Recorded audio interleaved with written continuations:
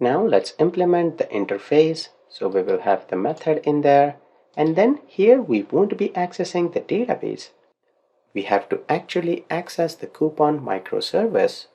So for that we will have to make the HTTP call. So we will get the HTTP client using dependency injection. Let me do that here. Now right now we have not configured HTTP client in dependency injection, but we will do that shortly.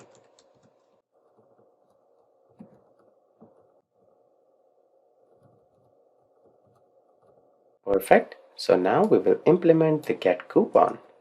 Here we will say variable response is equal to await. On the HTTP client, we have the get async. We need to pass the URL here. The base URL that we have in app settings, we will configure this when we configure our HTTP client. So we will be using HTTP client in a different route as we did inside the mango.web project. And the reason is I want to show you multiple routes. So here, what will be the path? We will have to see that inside the coupon API. If we open up the controller, we have API / coupon and then the code. So right here we will have API / coupon and then the coupon name. We have to make this an async method. Perfect.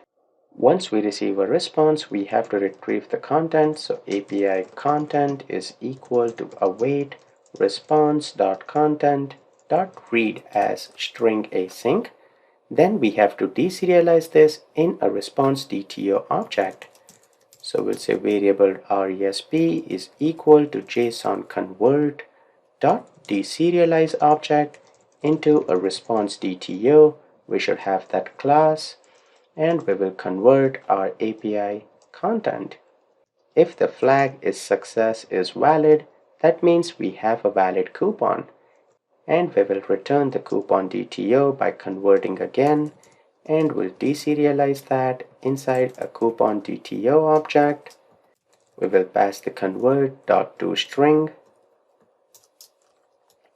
and we'll pass the response.result. This is something that we have done so many times inside mango.web.